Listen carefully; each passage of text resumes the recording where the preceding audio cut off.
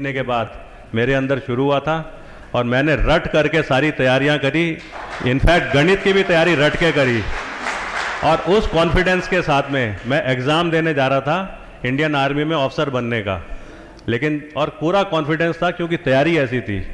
पता है जिस दिन जा रहा था उस दिन थोड़ा सा मैं अंदर से हिचकिचा रहा था, थोड़ी सी घबराहट थी।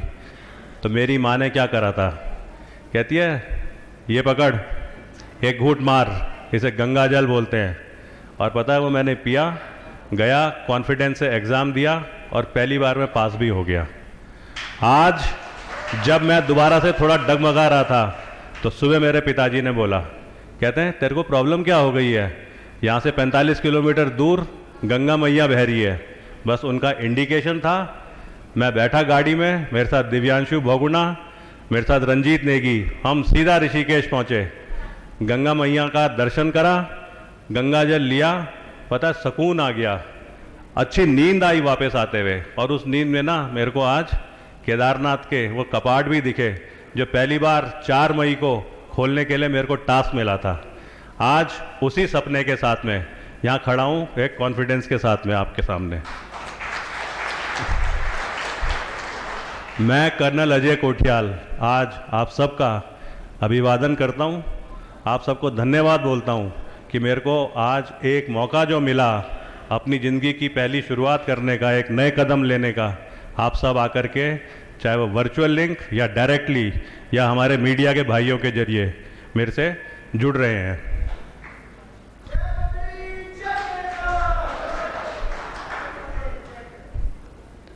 मेरे को याद आ रहा है क्या हुआ कि एक छोटा बच्चा था, यह आज से कोई 80 साल पुरानी बात है, जब वो पैदा हुआ पंडित परिवार में।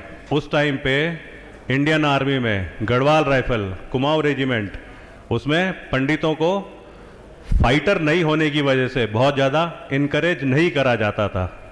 उस समय वो बच्चा अपने घर से भागा, एनसीसी का बेस्ट स्टूडेंट बना, ट्रेनिंग ली उसने उस डूब क्षेत्र में टिहरी के, जहाँ पे आज बहुत बड़ा डैम बन रखा है।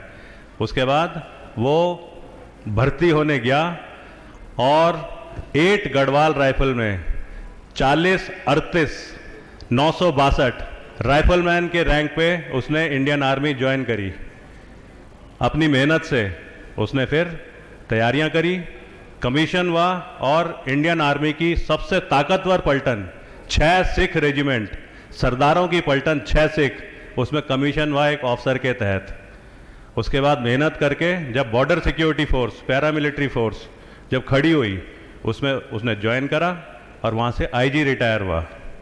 उस सत्यशरण कोठियाल आईजी का बड़ा लड़का, जिसको कि सत्यशरण कोठियाल ने बहुत इच्छा और बहुत जज्बा दे करके इंडियन आर्मी में भेजा, वो सेकंड लेफ्टिनेंट अजय कोठियाल धीरे धीरे गढ़वाल राइफल में जब कमीशन हुआ तो कई जगहों पे जाने का उसको मौका मिला। कई ऐसे इन्वायरमेंट मिले जो शायद फौज में रह कर के ही एक सीखने के, एक प्रैक्टिकल एक्सपीरियंस लेने के जिसमें मौके मिलते हैं। आज मैं अगर याद करूं अपने 27 साल की इंडियन आर्मी की नौकरी, जिसमें मैंने गढ़वाल राइफल कुमाऊं रेजिमेंट इसको बहुत क्लोजली देखा और ये समझा कि शायद मैं पहाड़ों को जानता हूं। मेरे को ना सारे मौके मिले हैं। कहते हैं माउंट एवरेस्ट को चढ़ने के लिए आज 25 से 30 लाख रुपए खर्च करने पड़ते हैं। अजय कोठियाल को इंडियन आर्मी ने ट्रेनिंग का ओहदा बढ़ाने के लिए, ताकि उसकी ट्रेनिंग स्किल बढ़े, 2 बार मौके दिए माउंट एवरेस्ट जाने के, ऊपर से तनख्वाह भी दी। ये किस्मत है उस लेफ्टिनेंट अजय कोठियाल की। सब लोग चाहते हैं कि देखें सियाचिन ग्लेशियर कैसा है, सब लोग चाहते हैं कि वो पाकिस्तान का इलाका किस प्रकार का होगा, जहाँ पे कहते हैं कि नो मैन्स लैंड भी होती है, डेजर्ट भी होती है एक तरफ पानियों की बड़ी बड़ी नदियाँ होती हैं जिन्हें पार करना पड़ता है। कैप्टन अजय कोठियाल को वो सारा मौका इंडियन आर्मी में रह करके नौकरी के दौरान मिला। जब कहते हैं कि जम्मू कश्मीर में आतंकवाद फैल रहा है, हर फौजी की इच्छा होती है कि मैं जाकर के वहाँ पे टेररिस्ट ऑपरेशन में हिस्सा लूँ। मेरे को दिखाई दे रहे हैं यहाँ पे, सबके नाम तो नहीं ले पाऊँगा, अभी वो सामने दिख रहे हैं, भगवान सिंह साहब 2 बार सेना मेडल जिनको मिल रखा है, वो आज इस यहाँ पे बैठ करके हौसला बढ़ाने के लिए आ रखे हैं। मेरे को वो दिख रहे हैं स्मार्ट से बैठे हुए यंगस्टर दिख रहे हैं, कैप्टन पान सिंह, इंडियन आर्मी का सबसे ज़्यादा डेकोरेटेड सोल्जर, शौर्य चक्र, सेना मेडल बार, यूनाइटेड नेशन जा चुका है, वो खड़ा है पीछे, पान सिंह साहब। हेलो पान सिंह साहब। अजय कोठियाल को जम्मू कश्मीर में ऐसे ऐसे ऑपरेशन करने का मौका मिला जिसमें अगर देखा जाए तो उसने ना पहले ऑपरेशन में ही अपनी काबिलियत को फेल दिखा दिया था। जो हथियार सबसे ज़्यादा पावरफुल माना जाता है, लाइट मशीन गन, जिसे दोनों आंखें बंद करके अगर आप फायर करो तो 50 गज पे तो कितना भी अजीब सा टारगेट छुपा होगा उसे गोली लगेगी ही लगेगी। मेजर अजय कोठियाल अपने को हीरो समझते हुए एक गढ़वालियों की बुलाओं की टीम को लेकर के जब ऑपरेशन में गया और सामने 2 आतंकवादी थे तो उसने बोला मैं गोली चलाऊंगा। पता है, पहली मैगजीन लगाई, फायर करा, पूरी 32-28 गोलियां चलाई, एक भी नहीं लगी। बदली करी मैगजीन, दूसरी मैगजीन लगाई, फायर करा, एक भी नहीं लगी। तीसरी मैगजीन लगाई मेजर अजय कोठियाल ने, 50 गज से भी कम की दूरी। जब तक वो मैगजीन फायर खत्म होता वो आतंकवादी हेलो अजय कोठियाल टाटा करके भाग गया। और शर्म की बात हो गई थी अजय कोठियाल के लिए। बताया वो जो युवा थे इस उत्तराखंड के गढ़वाली कुमाऊनी, उन्होंने कहा सर क्या आप चिंता कर रहे हो, आप तो अभी पहली बार आए हो, हम सिखाएंगे आपको। अगली बार ऐसा ही और सीरियस ऑपरेशन था। मेजर अजय कोठियाल 15 मिनट में 16 गोलियां चलाई, सारे के सारे 7 आतंकवादी मारे और उसके बाद मेजर अजय कोठियाल का नाम आगे कर दिया, हमको कीर्ति चक्र मिल गया। जब हम माउंट एवरेस्ट में जा रहे थे तो हमको मौका मिला दूसरी बार इंडियन आर्मी की लेडी महिला अधिकारियों की टीम को ले जाने का, नेतृत्व करने का। तो हमारी ना नाक से खून निकल रहा था, हमसे चला नहीं जा रहा था। उस ऊंचाई में जो ऑक्सीजन की कमी होती है हमारे अंदर, उससे तकलीफ हो रही थी। एक ने हमको आगे से पकड़ा, एक ने हमको पीछे से पकड़ा, रस्सी बांधी, घसीट के लेके गए। 7 महिला ऑफिसर थी, 7 की 7 माउंट एवरेस्ट चढ़ी। और जब वो ऑपरेशन कामयाब हो गया तो अजय कोठियाल को आगे कर दिया, हमको विशिष्ट सेवा मेडल मिल गया। जब हम एक ऑपरेशन में सामने से आतंकवादी ने फायर करा तो हम तो ना भागने की तैयारी करने लगे। पीछे से दूसरे वाले ने बोला अस्सलाम वालेकुम, तो वो फायर करने वाला बोलता है वालेकुम अस्सलाम। हमारा बंदा बोलता है पीछे से कौन सी तंजीम, वो बोलता है लश्कर तैयबा। हमसे बोलता है आपकी कौन सी तंजीम, हमने कहा जैश ए मोहम्मद। लश्कर तैयबा वाले को पता था जैश ए मोहम्मद यहाँ पे नहीं घूम रही, उसने कहा तू हो ही नहीं सकता, लेकिन इतने टाइम पे हम सब के सब गायब हो गए। उसके बाद हमने अगले दिन उनमें 3 आतंकवादी मारे। मेजर अजय कोठियाल को उस युवा की वजह से शौर्य चक्र मिल गया। आज उन्हीं युवाओं ने जब colonel Ajay Kothiyal Nehru institute of mountaineering में 2013 अप्रैल में आया, इत्तेफाक है आपदाएं आनी नहीं चाहिए, अचानक उसके 1 महीने के बाद में आपदा आ गई। इन्हीं युवाओं ने खड़े होकर के अजय कोठियाल की आंख में घूर घूर करके बोला कि सर आप देख क्या रहे हो, यहाँ पे केदारनाथ में आपदा आ गई है, आप नेहरू इंस्टीट्यूट ऑफ माउंटेनियरिंग के प्रिंसिपल हो, आपको क्या किसी से परमिशन लेने की ज़रूरत है, आपको कोई टीम बुलाने की ज़रूरत है, हम साथ में हैं, आप खाली गाइड करो, तरीका बताओ। हम लेके गए टीम को, सबसे बड़ा रेस्क्यू ऑपरेशन, आज उसमें हमारी चर्चाएं होनी शुरू हो गई।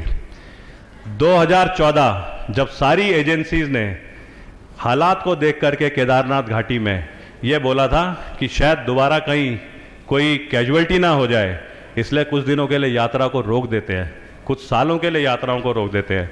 तो उस टाइम पे जो सरकार थी उन्होंने बोला ऐसा हो नहीं सकता, कोशिश तो करेंगे ही।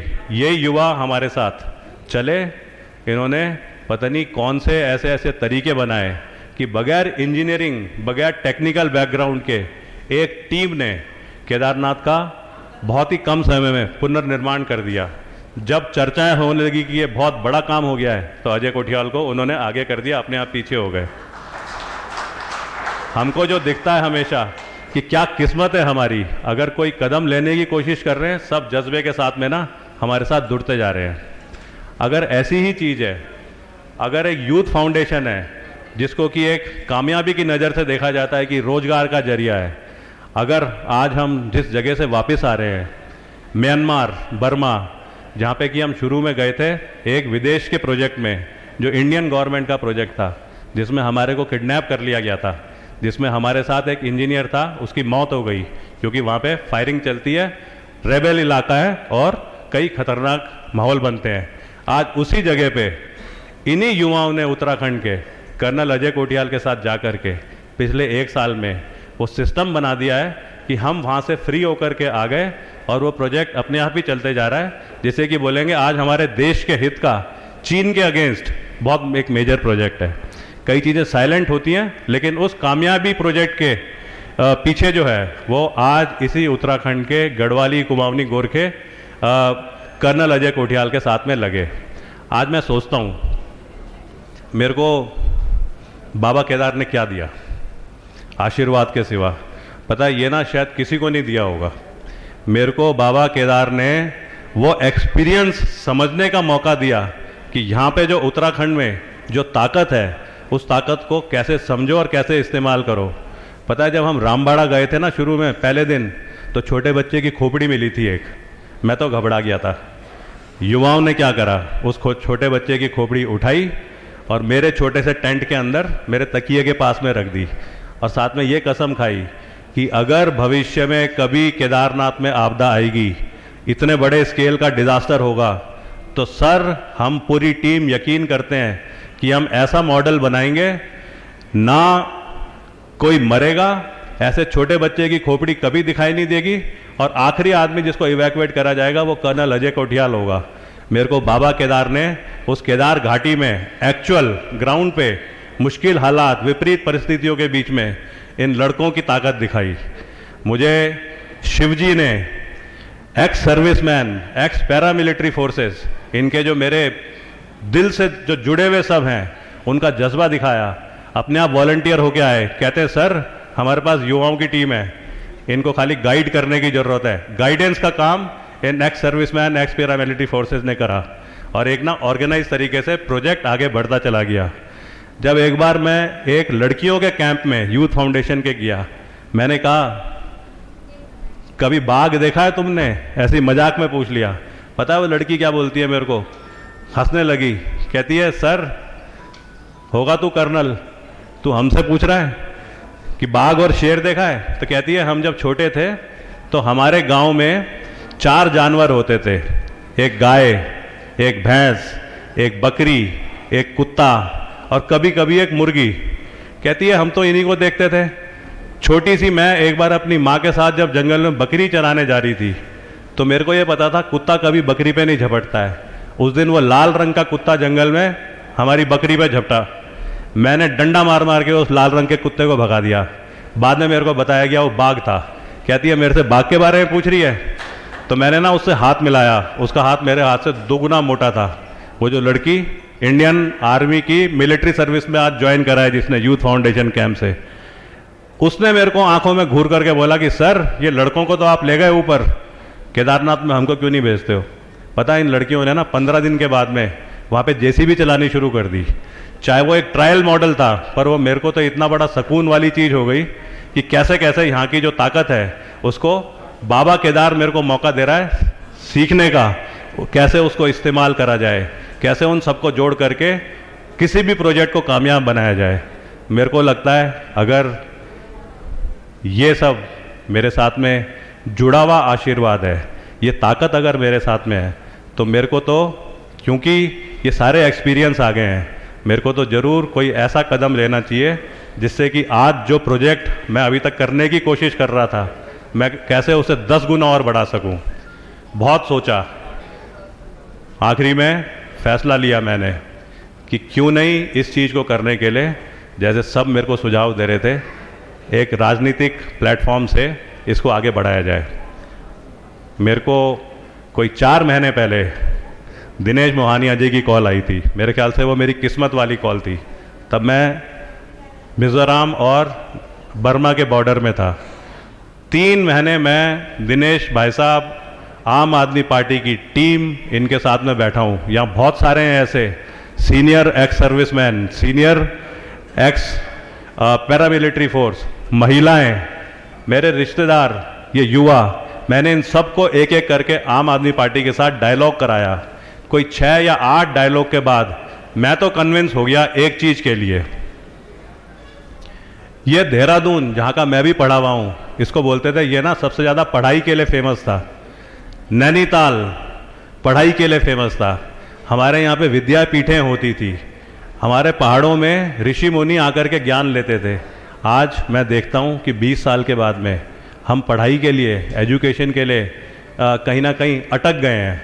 जो 20 साल पहले एक प्लान था, वो आज मेरे को कई बार लगता है कि थे हमारे रिश्तेदार जिन्होंने कोशिश करी, पर कहीं थोड़ी सी एरर हो गई है।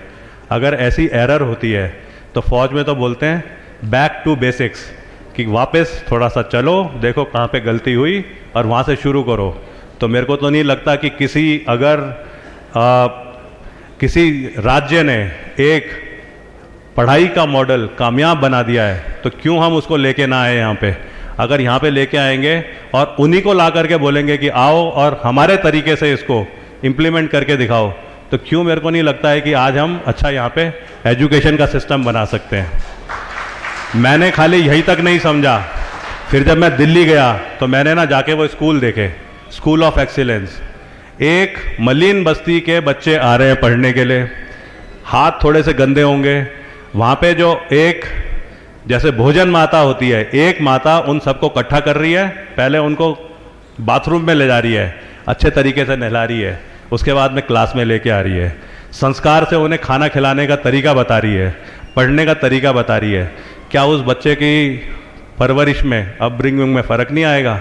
ये तो कोई बहुत बड़ा मॉडल तो था नहीं, बस खाली ये है कि ट्राई करा जाए तो क्यों नहीं यहाँ पे कामयाब होगा।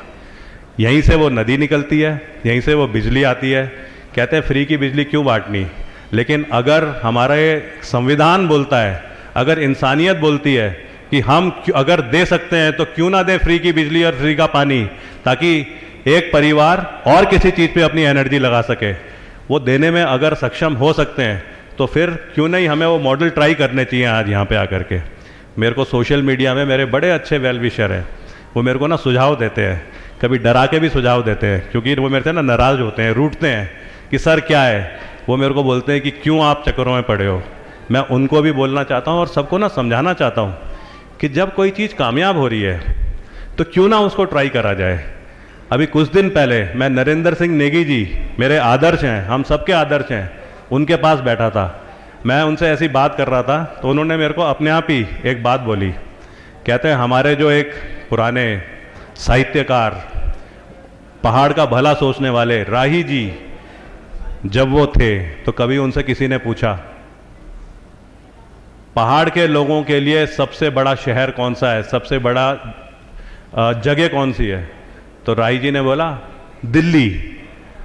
अगर उस समय दिल्ली को बोला जाता था पहाड़ की सबसे बड़ी एक, पहाड़ का सबसे बड़ा एक शहर, अगर मैं आज से 3.5 साल पहले की अपनी बात याद करूं, मैं आ रहा था साउथ से, इसलिए आ रहा था क्योंकि अचानक खबर हुई कि मेरी माँ को हार्ट अटैक हुआ है और उनकी ना डेथ हो गई।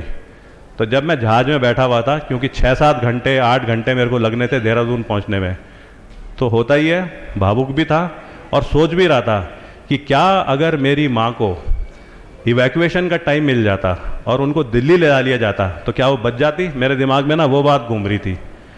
आज अगर मैंने जो छोटे बच्चे पाल रखे हैं, जब उनकी शादी की बात आएगी तो पता है मैं ना दिल्ली जा कर के सबसे बढ़िया जो वहाँ के सस्ती कीमत पे मिलने वाले सामान जहाँ मिलते हैं, शॉपिंग मॉल, मैं वहाँ जाके वो करूँगा।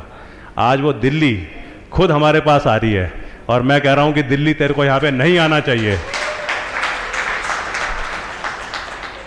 मैंने अरविंद केजरीवाल सर का नाम बहुत सुना था, हम सब ने सुना है, लेकिन रिसर्च किसी ने नहीं करी है। दिल्ली के एजुकेशन हेल्थ मॉडल के बारे में सब ने सुना है, लेकिन सब बोलते हैं क्या है उसमें, क्योंकि रिसर्च नहीं करी। पता है पहाड़ों में पहले एक बीमारी होती थी, उसे बोलते हैं कोढ़, और कोढ़ का बहुत ज़्यादा इलाज एक जगह कलकत्ता में होता था, जिसको खुद करवाती थी एक बहुत ही देवी रूप वाली महिला जिनका नाम था मदर टेरेसा। तो एक बार की बात मेरे को किसी ने बताई थी, मेरे को याद है, एक विदेशी कलकत्ता में आया, उसकी फ्लाइट कलकत्ता में 3 घंटे रुकनी थी, फिर उसने दूसरी फ्लाइट पकड़ के जाना था। कलकत्ता में बहुत सारी जगह हैं देखने के लिए। तो उसने डिसाइड करा इस 3 घंटे में मैं क्या करूंगा। उसने कहा मैं मदर टेरेसा को देख के आता हूं। तो वो गया, टैक्सी ली और मिशनरीज ऑफ चैरिटी वहां पहुंचा। वहां जाकर के उसने पूछा कि कोई मेरे को बताएगा मदर टेरेसा कहां पे हैं। तो लोगों ने बोला तुम ना अंदर घुसते रहो, जहां पे इंसान के चमड़े के सड़ने की सबसे ज्यादा बदबू आएगी तुम्हें अपने आप वो दिशा मिलती रहेगी। तुम्हें पूछने की जरूरत नहीं है किसी से, क्योंकि बदबू तुम्हें अपने आप खींचेगी। और उस बदबूदार पेशेंट इंसान के बगल में जो महिला खड़ी होगी वो मदर टेरेसा होगी। उस मदर टेरेसा की मिशनरीज एक फेमस जगह। मैं ये सोचता हूं कि जब मैंने रिसर्च करी अरविंद केजरीवाल सर पे, आईआईटी से पढ़ा हुआ एक आदमी, चैरिटी का काम करा, समाज सेवा का, वो भी किसमें, मदर टेरेसा के उस आश्रम में। उसके बाद इंडियन रेवेन्यू सर्विस में वो आदमी गया, उसने फाइल के ड्राफ्ट खुद बनाए, उस फाइल को कैसे आगे लेके जाते हैं वो सब चीज़ें सीखी। और वो सब करने के बाद उसने आकर के एक आदर्श बनाने का कोशिश करा है, गवर्नेंस का मॉडल।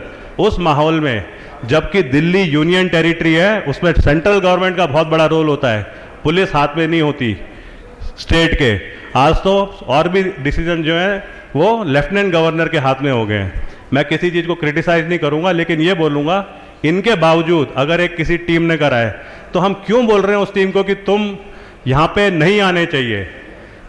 क्या अगर ऐसी चीजें करने के लिए वो खुद हमको बोल रहे हैं तो हम एक और चीज ऐसी सोचते सोचते क्यों ना ट्राई करें।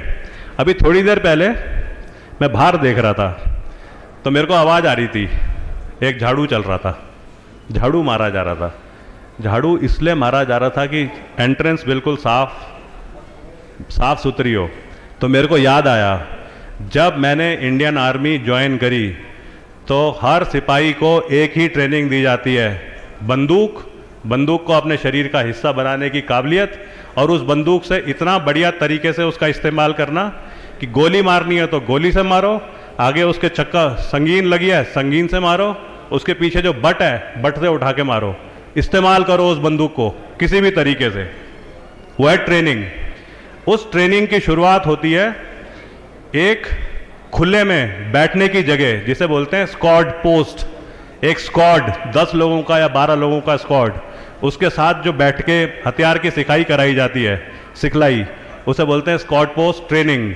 ये दलवीर साहब उसके इंस्ट्रक्टर रह चुके हैं, कभी अलग से बाद में चाय पीते हुए ये बताएंगे स्क्वाड पोस्ट ट्रेनिंग का फायदा क्या होता है। उस स्क्वाड पोस्ट ट्रेनिंग में पता है सबसे पहले क्या होता है, जो गुरु होता है, उस्ताद बोलते हैं, वो 10 स्टूडेंट्स में से जिसको वो सबसे ज़्यादा काबिल समझता है उसको जिम्मेवारी देता है, कल सुबह 7:30 बजे यहाँ पे राइफल की चाल उस पर क्लास चलेगी। तो जो सबसे सीनियर को जो टास्क मिला है उसका काम पता है क्या होता है, सुबह पहुँचना, उठाना झाड़ू, अच्छे तरीके से स्क्वाड पोस्ट की सफाई कर ली, उसके बाद में राइफल की चाल पे क्लास शुरू होती है। अगर वो झाड़ू आज हमारे हाथ में आएगा तो क्यों नहीं हम यहाँ पे राइफल की चाल, क्यों नहीं यहाँ पे हम बेरोजगारी के जो तरीके हैं, क्यों नहीं यहाँ पे हम जो आज कहते हैं मेडिकल कॉन्सेप्ट, हम क्यों नहीं आज जैसे बोल रहे हैं हेल्थ, वो जो नदियों के पानी यहाँ से जा रहे हैं, क्यों नहीं हम वहाँ से रेवेन्यू लेकर के और यहाँ पे फ्री की चीज़ें शुरू कराएं। वो झाड़ू हमें ज़रूर वो कराएगा। मैं खाली एक शेयर करना चाहता हूँ सबके साथ में। मेरे को ना युवाओं ने बहुत स्ट्रांग बनाया है, मेरे को महिलाओं ने आशीर्वाद दिए हैं। एक बार क्या हुआ, जब रामबाड़ा से मैं ऊपर जा रहा था उस टाइम पे घोड़े खच्चर वाले क्योंकि हताश थे, इतनी कैजुअलिटी हो रखी थी, वो ऊपर जाने को तैयार नहीं थे। मेरे को याद है धर्मेश नौटियाल 5 गढ़वाल से मेरे साथ आ रखा था, उसकी चाची गौरीकुंड में रहती थी, उसकी चाची को पता चला ये वो कर्नल है जो यहाँ पे कोशिश कर रहा है, तो पूरे रास्ते भर वो घोड़े खच्चर वालों को, गौरीकुंड के युवाओं को गाली देती रही, टोकती रही कि एक आदमी है ऊपर जाने की कोशिश कर रहा है और तुम हो कि तुम सबके सब बैठे हुए उसे बोल रहे ये नहीं हो सकता है केदारनाथ पुनर्निर्माण। पता है उस महिला ने, उस चाची ने इतनी बुरी तरीके से टोका युवाओं को कि वो अगले दिन खाली मेरे साथ काम करने नहीं आए, मेरे लिए छाछ लेके आए, मेरे लिए हरी सब्जियां लेके आए अपने गांव से, उस महिला ने पटक पटक के उन युवाओं को इकट्ठा करा। वो महिलाएं मेरे साथ में हैं, x servicemen, ex paramilitary force, आज मेरे को सपोर्ट करते हैं। अगर ये सब चीज़ें मेरे साथ में है ना, तो पता है मैं पाप करूंगा अगर इतना हुनर होने के बाद मैं कोशिश नहीं करूं। मैं जरूर आज इस संबोधन के जरिए आप सबसे रिक्वेस्ट करता हूं, प्लीज अपने अजय कोठियाल पे भरोसा रखो। अपने अजय कोठियाल को एक बार ट्राई करके देखो। सोशल मीडिया में बहुत अच्छी खबरें आती हैं, उन्हें सुनो, उन्हें पढ़ो, लेकिन उसको ना एनालाइज करो। तब उसके बाद में 5 साल में अगर अजय कोठियाल वो जो आपसे सपनों की बात कर रहा है नहीं कर पाया, तो आपको कुछ करने की जरूरत नहीं है। अजय कोठियाल को ना खुद ही पाप लग जाएगा, क्योंकि उस काबिलियत के बाद वो नहीं कर पाया। मैं आप सबका आज बहुत बहुत धन्यवाद देता हूं। एक चीज आखिरी में, पता है कई बार होता है ना, जब हम जाते हैं बिल्ली रास्ता काट जाती है तो बोलते हैं अब शकुन। कई बार बोलते हैं बिल्ली ने रास्ता काट दिया, अब तो शगुन ही शगुन है। आज सुबह जब मैं चला सेलाकुई से, वहां पे हमारा AWHO आर्मी फ्लैट है, वहां से बसंत विहार, जहां पे मेरे पिताजी का हमारा सबका घर है, तो एक बच्चा, हमारी गाड़ी चल रही तेजी से, बहुत तेज भी नहीं, पर क्योंकि खुली सड़क है 70-80 किलोमीटर रहा होगा। अचानक वो बच्चा आगे चल रहा है और उसने स्कूटर को दाहिने मोड़ दिया। मेरे से तो, अगर मैं चला रहा होता, मेरे से तो गाड़ी कंट्रोल नहीं होती। हमारा जो सुनील मेरे साथ जो हमेशा रहता है, उसने कैसे पता नहीं उस गाड़ी को मोड़ा, गाड़ी आधी मुड़ी, फिर खड़ी हुई, फिर आधी मुड़ी, फिर खड़ी हुई, खैर टक्कर नहीं हुई। तो मैं सोच रहा था देखो आज कितना बड़ा कदम ले रहा था मैं, और ये अगर हो जाता तो मेरी ज़िंदगी में हमेशा मेरे को लगता कि शायद वो कदम सही तरीके से लिया या गलत लिया। गुस्सा भी आया कि 2 थप्पड़ मारूं जाके इसके, पर मैं आगे निकल गया। थोड़ा आगे जा कर के हम तरबूज खरीद रहे थे। उस बच्चे की किस्मत देखो कि उसने अजय कोठियाल को कैसे हौसला बढ़ाया। वो ना पहचान गया कि अरे ये तो कर्नल सर हैं, टोपी हमारी फेमस है। थोड़ा नज़दीक से उसे देखा भी था। वो स्कूटर पीछे लेकर के आया और आकर के ना मेरे सामने खड़ा हो गया। क्या नाम था उसका? अनूप। अनूप कहता सर आज मेरे से पाप होते होते बचा। हम सबको पता है आप आज बहुत बड़ा कदम लेने जा रहे हो, आप अंदर से कितने विचलित भी होंगे, और मैंने आकर के अपने को आपकी गाड़ी के सामने खड़ा करके और आपको ना और टेंशन में डाल दिया। सर आई एम सॉरी, लेकिन ये भी याद रखना सर, आने वाले टाइम पे आपके जो खिलाफ बुरी चीजें होने वाली थी, वो बिल्ली जो रास्ता काटने वाली थी, मैं वो सारी बुराइयां लेके जा रहा हूं। मेरा ना हौसला बढ़ गया। अभी जब मैं यहाँ पे आ रहा था, 10 मिनट लेट हुआ, तो उस अनूप की कॉल आई मेरे को कि सर प्रोग्राम शुरू हो गया है क्या? मैं वेट कर रहा हूँ। मेरे को तो मज़ा आ गया। गढ़वाली, कुमाऊनी, गोरखे, इंडियन आर्मी में मैंने क्लोज कॉम्बैट में उनको देखा है। आज मैं अरविंद केजरीवाल सर को सबसे पहले तो एक धन्यवाद के साथ में कि आप हमको मौका दे रहे हैं हमारे तरीके से उत्तराखंड बनाने में, हमको सपोर्ट करने का। कहीं किसी तरीके से हमारा और आपका वैसे तो लिंक हमेशा बना रहेगा, पर उसको याद रखने के लिए मैं एक छोटा सा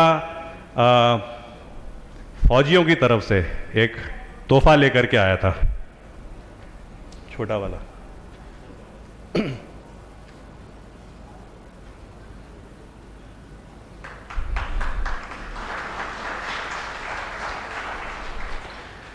इंडियन आर्मी की बहुत सारी सेनाएं हैं, लेकिन कुमाऊं रेजिमेंट एक ऐसी रेजिमेंट है अकेले जिसको पूरे इस देश में 2 बार परमवीर चक्र मिला है।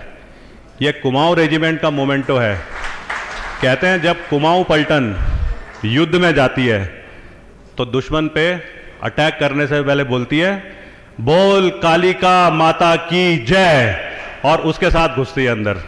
मैं दिनेश मोहनिया सर को ये अभी वहीं पे आके दूंगा, एक छोटा सा तोहफा रिक्वेस्ट करूंगा कि ये दिल्ली किसी तरीके से पहुंच सके।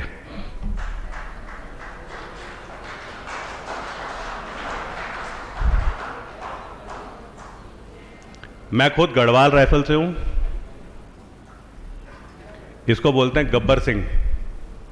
वैसे इसका नाम है अननोन सोल्जर। जब प्रथम विश्व युद्ध में इंडियन आर्मी विदेश में गई लड़ने और बहुत सारे गढ़वाली वापस नहीं आए, तो उनकी याद में लैंसडाउन में ये रेप्लिका बनाई गई है। हर फौजी जब अपनी कसम लेता है इंडियन आर्मी ज्वाइन करने से पहले, तो वो इसके सामने खड़े होकर के अपने को पूरे दिल से कमिट होकर के न्योछावर करता है। जब वो फौजी ट्रेनिंग के बाद में पलटनों में जाता है और जाकर के ना आखिरी 200 मीटर बचते हैं दुश्मन की पोस्ट से, जिसे बोलते हैं आखिरी 200 मीटर की लड़ाई, उस टाइम पे जब हथियार के आगे बेनट संगीन लगाता है तो जोर से, और जानता है कि 5 आदमी जाएंगे, एक ही पहुंचेगा, 4 मरेंगे, लेकिन फिर भी वो इसका स्टेप को लेता है। तब वो चिल्लाता है, बोल बद्री विशाल लाल की जय। ये गढ़वाली सोल्जर है।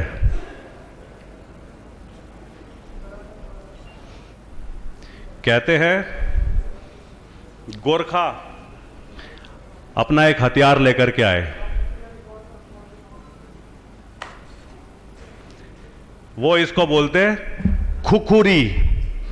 गढ़वाली और कुमाऊनी इसको बोलते हैं खुकरी। इस खुकरी की खासियत यह है कि इसको पकड़ करके अगर सच्चे विचार से और सही एंगल से आप इसे चलाओगे तो खतरनाक से खतरनाक भी खत्म हो जाएगा। इस खुकरी में एक ये चिन्ह बना होता है, इसे बोलते हैं शिवजी का त्रिशूल। ये खुकरी तब हाथ में उठाई जाती है जब एक इंसान कसम लेता है कि चाहे जो मर्जी हो जाए, चाहे मेरी मौत हो जाए, लेकिन बुराई से लड़ने के लिए, अच्छाई की जीत लाने के लिए मैं इस खुकरी का इस्तेमाल करूंगा।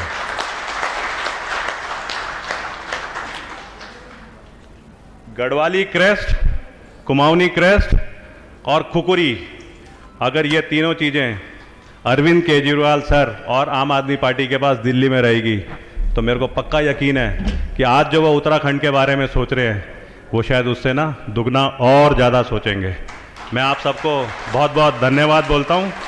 जय बद्री विशाल, जय हिंद।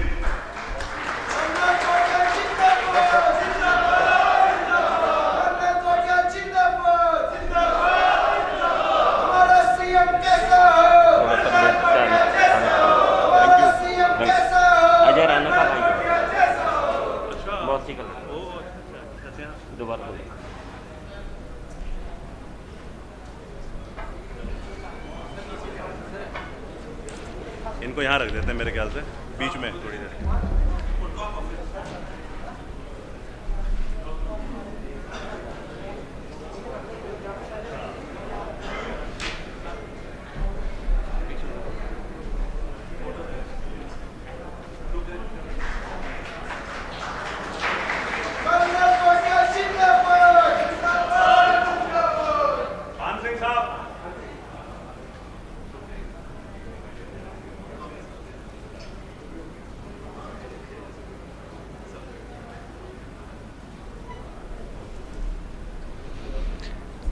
बुला बहुतों को सकता हूँ। ये पान सिंह साहब जो है, ये इंडियन आर्मी में इसको शौर्य चक्र मिला है, इसको 2 बार सेना मेडल मिले हैं।